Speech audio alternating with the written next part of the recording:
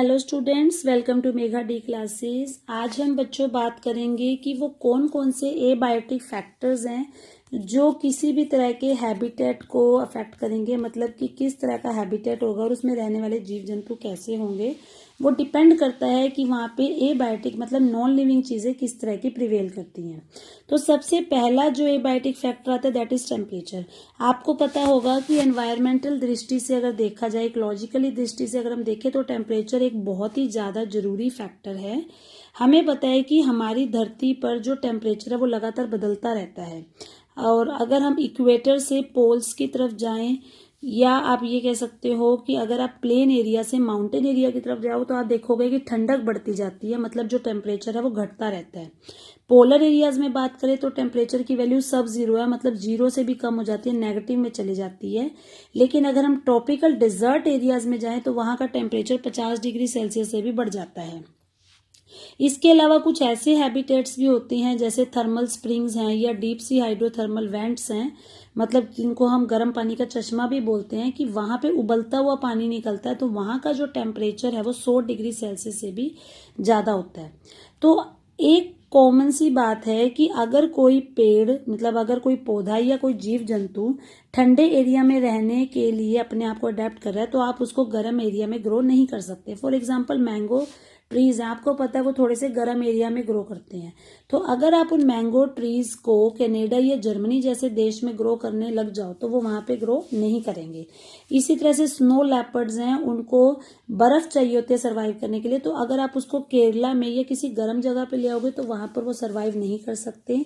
इसी तरीके से जो ट्यूना फिश होती हैं वो ओशियन में रहती है, मतलब नमक वाले पानी में रहती है, तो अगर आप उसको तालाब के पानी में ले आओगे तो वो सर्वाइव नहीं कर सकती। फॉर एग्जाम्पल मतलब यहाँ से आप ये समझ सकते हो कि हर एक ऑर्गेनिज्म के लिए कौन सा टेम्परेचर जो है सही है वो मायने रखता है। और अगर आप उसके टेम्परेचर को बदल दोगे तो ऑटोमेटिकली आपकी वो स्पीशीज जो है मरने लग जाएगी, क्योंकि उसके शरीर के अंदर की जो एंजाइम्स हैं उनको एक पर्टिकुलर टेम्परेचर पर ही काम करने की आदत है। मतलब उनके शरीर के अंदर की जितनी भी मेटाबॉलिक एक्टिविटीज हैं या जितने भी फिजियोलॉजिकल फंक्शन है वो एक निर्धारित तापमान पर ही हो रहे हैं। और अगर आप उस टेम्परेचर को बदल देते हो तो इसका मतलब उसके अंदर होने वाली जितनी भी एक्टिविटीज है वो सारी डिस्टर्ब हो जाएंगी। बट इसके बावजूद कुछ ऑर्गेनिजम्स ऐसे होते हैं जो बहुत ज्यादा वैरायटी वाले टेम्परेचर्स को भी, मतलब अलग अलग तरह के टेम्परेचर्स को भी टॉलरेट कर सकते हैं। उन ऑर्गेनिजम्स को हम बोलते हैं यूरीथर्मल। लेकिन बहुत सारे ऑर्गेनिज्म ऐसे हैं जो बहुत ही नैरो रेंज मतलब बहुत ही कम रेंज तक के टेम्परेचर को सहन कर सकते हैं। अगर उससे ज्यादा या उससे बहुत ज्यादा कम टेम्परेचर हो जाएगा तो वो एडजस्ट नहीं कर सकते। उन ऑर्गेनिजम्स को हम बोलते हैं स्टेनोथर्मल। तो अलग अलग स्पीशीज की कितनी थर्मल टॉलरेंस है, मतलब किस हद तक वो टेम्परेचर को टॉलरेट कर सकते हैं, उसी के अकॉर्डिंगली डिपेंड करता है कि वो हमारे ज्योग्राफी में मतलब कौन से एरिया में पाए जाएंगे। फॉर एग्जाम्पल जैसे हम बात करते हैं अपनी ही बात करते हैं ह्यूमंस की, हम लोग जो हैं यूरीथर्मल रेंज में आते हैं क्योंकि इंसान एक ऐसी स्पीशीज है जो आपको गर्म एरिया में भी मिलेगा, ठंडे में भी मिलेगा, मतलब हम हर जगह पे जाकर अपने टेम्परेचर को टॉलरेट कर सकते हैं। इसके बाद आता है कि आजकल आपने सुना होगा कि पोल्यूशन की वजह से जो हमारी धरती का तापमान है वो दिन प्रतिदिन बढ़ता जा रहा है, ग्लोबल वार्मिंग हो रही है। तो अगर ये ग्लोबल वार्मिंग ऐसे ही होती रही तो क्या होगा, ग्लोबल वार्मिंग बढ़ेगी तो धरती का टेम्परेचर बढ़ेगा, उसकी वजह से जितनी भी बर्फ है यानी कि जो ग्लेशियर्स हैं वो मेल्ट होने लग जाएंगे और हो सकता है बाढ़ आ जाए। और जो लो लाइंग एरियाज है मतलब जहाँ पे ज्यादा पानी नहीं है वहां पे अगर इतना ज्यादा पानी आ जाएगा तो वहां पे रहने वाली स्पीशीज को भी नुकसान हो सकता है। तो यहाँ से आप समझ सकते हो कि टेम्परेचर जो है वो कितना ज्यादा सिग्निफिकेंट फैक्टर है, कि सिर्फ थोड़े से टेम्परेचर मतलब थोड़ी सी डिग्री बदलने से कितना ज्यादा वहां पे डिजास्टर्स इफेक्ट हो सकता है। इसके बाद जो दूसरा फैक्टर आता है बच्चों that is the water. Water की इंपॉर्टेंस क्या है ये शायद मुझे लगता है किसी को बताने की जरूरत नहीं है, क्योंकि हर कोई इससे जो है परिचित है कि जो लाइफ है वो सबसे पहले वाटर में ही बनी थी। हम बिना वाटर के नहीं रह सकते, हम छोटी क्लासों से बच्चों को पढ़ाते आते हैं। लेकिन आपने ये भी देखा होगा कि जो रेगिस्तान है, डेजर्ट्स है, वहां पे पानी इतना लिमिटेड मात्रा में है कि अगर किसी ऑर्गेनिज्म को जिंदा रहना है तो उसको अपने अंदर एडेप्टेशंस करनी ही करनी पड़ेंगी, मतलब उसको अपने अंदर कुछ बदलाव लाने ही होंगे। अगर वो बदलाव नहीं ला पाएगा तो उसके लिए सरवाइव करना पॉसिबल नहीं है। इसके अलावा जो प्लांट्स हैं उनकी प्रोडक्टिविटी, मतलब प्लांट्स से कितना हमें प्रोडक्ट्स मिलेंगे और वो प्लांट्स कहाँ कहाँ पे डिस्ट्रीब्यूटेड है, ये भी डिपेंड करता है कि वहाँ पे वाटर कितना है।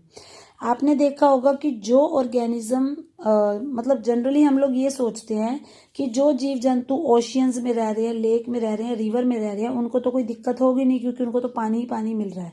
बट ऐसा नहीं है, पानी मिलना सफिशिएंट नहीं है। वो ये भी डिपेंड करता है कि जिस पानी में वो रह रहे हैं उस पानी की क्वालिटी कैसी है, मतलब उसकी केमिकल कंपोजिशन और पीएच कैसी है, उसकी सोल्ट कंसेंट्रेशन कैसी है। अगर उस पानी में बहुत ज़्यादा नमक है या एसिड है या बेस है तो वो भी उसके लिए खतरनाक हो सकते हैं। तो यहाँ पर कुछ वैल्यूज़ हैं जो सेटअप की गई हैं कि अगर हम बात करें इनलैंड वाटर की, यानी कि जहाँ साफ पानी होता है जैसे तालाब नदियों का, तो वहाँ की जो सोल्ट कंसेंट्रेशन है वो 5 से कम होनी चाहिए। ये जो वैल्यू है ये हम पार्ट्स पर 1000, मतलब अगर आप 1000 गुना पानी ले रहे हो तो उसमें 1 पार्ट नमक होना चाहिए, उसके हिसाब से कैलकुलेट करते हैं। अगर वो पानी समुद्र का है तो उसमें 30 से 35 के करीब सॉल्ट की कंसेंट्रेशन होनी चाहिए, और अगर हाइपरसलाइन मतलब बहुत ज़्यादा नमकीन वाली लगून है तो उसमें सॉल्ट की कंसेंट्रेशन 100 से ज़्यादा हो सकती है। तो यहाँ पर भी वही सेम चीज़ आती है कि कुछ ऑर्गेनिज्म ऐसे हैं जो सलाइनिटी में अगर बहुत ज़्यादा डिफरेंस है तो भी उसको टॉलरेट कर सकते हैं, उन ऑर्गेनिजम्स को बोलते हैं यूरी हेलाइन। लेकिन कुछ ऑर्गेनिज्म ऐसे हैं जो बहुत ही कम रेंज तक ही सॉल्ट की कंसेंट्रेशन को सहन कर सकते हैं, उन्हें हम बोलते हैं स्टेनोहेलाइन। अगर किसी फ्रेश वाटर एनिमल को आप सी वाटर में ले जाओ तो वो वहां पे सरवाइव नहीं कर सकता, और अगर आप किसी सी वाटर वाले ऑर्गेनिज्म को फ्रेश वाटर में डाल दो तो वो वहां पे सरवाइव नहीं कर सकता, क्योंकि दोनों ही ऑर्गेनिज्म को विपरीत एनवायरनमेंट में ऑस्मोटिक प्रॉब्लम्स हो सकती हैं। मतलब कि उनकी जो बॉडी है उसके अंदर का जो ऑस्मोटिक बैलेंस है, जो कंसेंट्रेशन है, वो सारी डिस्टर्ब हो जाती है। इसके बाद बच्चों जो तीसरा फैक्टर यहाँ पे आता है वो है लाइट। अब हमें पता है कि प्लांट्स के अंदर एक क्रिया होती है प्रकाश संश्लेषण, जिसे आप फोटोसिंथेसिस भी कहते हो, यानी कि एक ऐसा प्रोसेस जिसके द्वारा पेड़ पौधे अपना भोजन स्वयं बनाते हैं, जो आप पढ़ते आ रहे हो। और आपको ये भी पता होगा कि फोटोसिंथेसिस के लिए सनलाइट होना बहुत ही ज़्यादा जरूरी है, क्योंकि वही यहाँ पे सोर्स ऑफ एनर्जी का काम करता है। तो इसका मतलब लिविंग ऑर्गेनिजम्स के लिए लाइट बहुत ही ज़्यादा जरूरी है, खास तौर से अगर वो ऑटोट्रॉफ्स है, यानी कि स्वपोषी जीव हैं। तो अगर हम बात करते हैं छोटे छोटे प्लांट्स की, मतलब छोटी छोटी झाड़ियाँ या जड़ी बूटियाँ हैं, तो जो जड़ी बूटियाँ छोटे छोटे प्लांट जंगलों में ग्रो करते हैं वो अपने आप को इस तरीके से अडेप्ट कर चुके हैं कि अगर उनको बहुत थोड़ी लाइट भी मिले तो भी वो फोटोसिंथेसिस कर सकते हैं, क्योंकि उन्हें पता है कि वो जंगल बहुत घना है, और अगर वो छोटे छोटे पेड़ बीच में है तो उनके आसपास बड़े बड़े पेड़ उसको हमेशा ढक के रखेंगे। तो बड़े बड़े पेड़ से क्रॉस होती हुई जो लाइट उनके पास आएगी वो हमेशा कम मात्रा में आएगी, बट उन्होंने अपने आप को इस तरीके से ढाल लिया है कि अगर उनको बहुत थोड़ी लाइट भी मिलेगी तो भी वो उसके अंदर फोटोसिंथेसाइज करने की कैपेसिटी रख सकते हैं। इसके अलावा बहुत सारे प्लांट्स ऐसे भी हैं जिनमें फ्लावर आना भी फोटो पीरियोडिक रिक्वायरमेंट पर डिपेंड करता है कि कितनी देर उनको सूरज की रोशनी मिलती है, उसके हिसाब से उनके अंदर फूल खिलते हैं, जैसे आपने सनफ्लावर सुना होगा। इसके अलावा बहुत सारे एनिमल्स भी ऐसे हैं जिनके लिए लाइट जो है बहुत ही ज़्यादा इम्पोर्टेंट फैक्टर होता है, और बहुत सारे ऑर्गेनिज्म ऐसे होते हैं जो दिन में एक्टिव रहते हैं, या आप कह सकते हो सीजन के हिसाब से एक्टिव होते हैं। तो उन्हें कब फॉरेजिंग मतलब कब अपना खाना तलाशना है, कब उन्हें रिप्रोडक्शन करना है, कब उन्हें एक जगह से दूसरी जगह जाना है, उसकी जो टाइमिंग है वो लाइट के हिसाब से सेट करते हैं। जैसे हम लोग तो इंसान हैं, हम लोग तो टाइम देख सकते हैं कि 3 बज गई तो मुझे ये करना है, बट जो एनिमल्स हैं वो लाइट मतलब टेम्परेचर देख नहीं सकते, तो वो लाइट की इंटेंसिटी से कंपैरिजन करते हैं कि कितनी लाइट है, तो इस टाइम हम ये एक्टिविटी कर सकते हैं।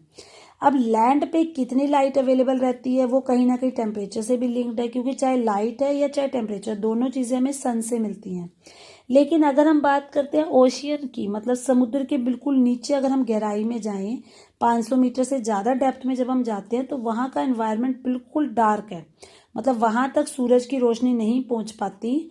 तो वहाँ पे एनर्जी का सोर्स क्या हो सकता है? वहां पर भी आप ये कह सकते हो इनडायरेक्टली जो एनर्जी है वो सूरज से ही मिल रही है, क्योंकि जो प्लांट्स ऊपर रहते हैं जिनमें फोटोसिंथेसिस हो रहा है वो अपने अंदर लाइट को ट्रैप करके कुछ ना कुछ ऐसे मॉलिक्यूल्स बनाएंगे जो आप कह सकते हो कि नीचे जाकर मतलब समुद्र के नीचे जाके जमा होते जाएंगे केमिकल एनर्जी की फॉर्म में। तो उस केमिकल एनर्जी से फिर जो ये लोअर ऑर्गेनिज्म है ये जो है अपनी रिक्वायरमेंट्स पूरी कर सकते हैं। तो कहीं ना कहीं ये जो केमिकल एनर्जी है ये भी सन से ही आई है। इसके अलावा आपने ये भी सुना होगा कि सन के अंदर 3 टाइप की लाइट्स होती हैं, इंफ्रारेड, यूवी एंड विजिबल। तो अगर हम इसकी यूवी लाइट की बात करें तो वो बहुत सारे ऑर्गेनिज्म के लिए खतरनाक होती है, क्योंकि उससे स्किन कैंसर जैसी प्रॉब्लम हो जाती है। लेकिन जो विजिबल लाइट है वो हमारे लिए हार्मफुल नहीं होती। तो जो प्लांट्स मरीन है यानी कि जो समुद्र के अंदर रह रहे हैं उनके लिए भी विजिबल लाइट जो है अवेलेबल रहती है। बट अगर हम बात करते हैं रेड, ग्रीन और ब्राउन एल्गी की, अगर मान लो ये 3 एल्गी समुद्र में मिलती हैं तो इन तीनों एल्गी में से कौन सी एल्गी जो हमें सबसे ज्यादा डेप्थ में मिलेगी? So that is red algae, क्योंकि जो रेड कलर होता है उसकी जो पेनिट्रेशन पावर है वो सबसे ज्यादा है। आपने हो सकता है फिजिक्स में पढ़ा होगा कि जो हमारे विबग्योर के 7 कलर्स होते हैं, जिसको आप इस तरीके से लिखते हो VIBGYOR, violet, indigo, blue, green, yellow, orange, red. तो इनकी जो वेवलेंथ की रेंज है वो 400 से लेके लगभग 700 नैनोमीटर होती है। और अगर हम बात करें स्कैटरिंग की, मतलब कि फैलाव की, तो जो वायलेट कलर है, मतलब जो स्टार्टिंग के कलर्स हैं वो बहुत ज्यादा स्कैटर होते हैं, फैलते हैं। लेकिन जो बाद के कलर्स हैं वो फैलते नहीं है, स्कैटर नहीं होते, वो एक ही जगह पे फोकस्ड रहते हैं। उसको हम बोलते हैं पेनिट्रेशन। तो जो रेड कलर है, रेड कलर सबसे ज्यादा पेनिट्रेट होता है, मतलब दूर से ही चमक जाता है। इस वजह से आपने देखा होगा कि जितने भी इमरजेंसी वाले सिंबल्स हैं वो सारे लाल रंग के होते हैं। तो यहाँ पर भी अगर हम कंपैरिजन करते हैं रेड, ग्रीन और ब्राउन एल्गी में, तो रेड कलर क्योंकि सबसे ज्यादा पेनिट्रेट कर सकता है, तो सबसे नीचे के पानी मतलब सबसे ज्यादा गहराई में रेड कलर की एल्गी हमें मिल सकती है। इसके बाद बच्चों जो बिल्कुल लास्ट फैक्टर आता है एबायोटिक फैक्टर, जो डिपेंड करेगा, दैट इज सॉइल। अब अलग अलग जगह पे कैसी मिट्टी होगी, उसकी क्या प्रॉपर्टीज होंगी, वो भी अलग अलग होगा। वो डिपेंड करता है एक तो वहां का क्लाइमेट कैसा है, मतलब मौसम कैसा है, वेदरिंग प्रोसेस की वो मिट्टी किस तरीके से बनी है, और वो जो मिट्टी है वो उड़ के आई है कहीं से या वो सेडिमेंट्री मतलब वहीं बनी थी, और वो किस तरीके से बनी, उसको बनने में कितना टाइम लगा। तो मिट्टी की बहुत सारे फीचर्स होते हैं, जैसे कि एक तो मिट्टी किस चीज से बनी हुई है, उस मिट्टी के जो कण हैं मतलब जो ग्रेन है उनका साइज कितना है, और उसकी एग्रीगेशन मतलब वो कितनी इकट्ठी हो रही है, बिखर रही है, ये इकट्ठी हो रही है। उन सारी चीजों पर डिपेंड करेगा कि मिट्टी की पर्कोलेशन और वाटर होल्डिंग कैपेसिटी क्या होगी। पर्कोलेशन का मतलब होता है कि अगर आप मिट्टी में पानी डाल रहे हो और वो सारा पानी निकल गया तो इसका मतलब वो पर्कोलेशन उसकी ज्यादा है। और वाटर होल्डिंग, अगर आपने पानी डाला और वो पानी मिट्टी के अंदर ही रह रहा है तो इसका मतलब वो पानी को होल्ड करके रख रही है, मतलब ये दोनों एक दूसरे के ऑपोजिट है। तो ये सारी चीजें जो है इस पर डिपेंड करेगा कि उस जगह की मिट्टी कैसी होगी। इसके अलावा उसकी पीएच क्या है, वो किन किन मिनरल से बनी हुई है, उसकी टोपोग्राफी क्या है। इन सारी चीजों के हिसाब से किसी भी हैबिटेट की मिट्टी जो है वो सिलेक्ट होती है। फिर जैसी मिट्टी होगी उस मिट्टी के अंदर उसी टाइप की प्लांट्स ग्रो करेंगे, और जिस टाइप के प्लांट्स ग्रो करेंगे उसी टाइप के एनिमल्स होंगे जो उन प्लांट्स को खाएंगे। इसी तरीके से जो एक्वेटिक एनवायरनमेंट है यानी कि जो पानी वाले एरियाज हैं वहां पर भी जो सेडिमेंट करेक्टर्स है, मतलब वहां की मिट्टी कैसी है, उस पर डिपेंड करेगा कि कौन से बेंथिक एनिमल्स है जो उसमें रह सकते हैं। बेंथिक मतलब जो बिल्कुल बेस पे दलदल या कह सकते हो बेस वाले एरिया में रहने वाले एनिमल्स हैं, वो भी डिपेंड करेगा कि उस मिट्टी की फीचर्स कैसे हैं। तो ये 4 एबायोटिक फैक्टर्स हैं जो अलग अलग हैबिटेट्स को डिसाइड करते हैं, और जैसा हैबिटेट होगा उसमें वैसे ही प्लांट्स ग्रो करेंगे और वैसे ही एनिमल्स ग्रो करेंगे।